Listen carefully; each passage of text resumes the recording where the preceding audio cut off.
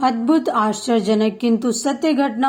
श्री प्रमोद भटनागर जी शांतिकुंज हरिद्वार उत्तराखंड से अपना अनुभव बताते हुए कहते हैं, बात 1985 की है, जब पंजाब हरियाणा के क्षेत्र में आतंकवाद फैला हुआ था और हम टोली में कार्यक्रमों के लिए निकले हुए थे। लगभग शाम के 6:45 पर दो अनजान व्यक्ति घर में आए और मेरे बारे में पूछने लगे। फिर कहा कि हम उनके बचपन के प्रिय साथी अबोहर से आए हैं। पत्नी को संदेह हुआ। डील डॉल हाव भाव से खतरनाक थे। स्पष्ट दिख रहा था कि थैले में हथियार भरे हुए हैं। उसने 2 सेकंड को आंखें बंद की, गुरुजी को याद किया।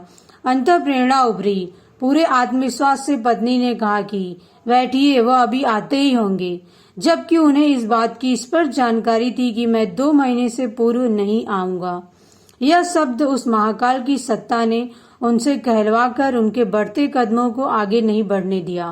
वे दोनों यह कहकर चले गए कि अभी आते हैं, फिर आज तक लौट कर नहीं आए। यदि गुरुजी ने उचित प्रेरणा न दी होती तो न जाने क्या हादसा होता।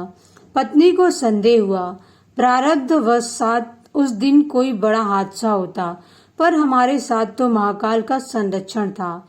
बात 1973 की है, जब मेरे भाई का सुपुत्र गंभीर रूप से बीमार था और एम्स में दाखिला था।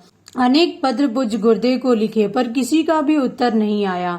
एक दिन भाई निराश अवस्था में बालक के पास पलंग पर बैठे थे। लगा गुरुदेव आए और बालक की पीठ पर हाथ फेर कहा, चिंता मत करना, ठीक हो जाएगा।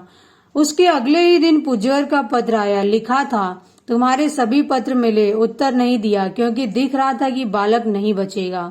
जब उसके बारे में निश्चिंत हुआ तो पत्र लिख रहा हूँ, सब ठीक हो जाएगा। वह बालक उन्हीं के आशीर्वाद से स्वस्थ है।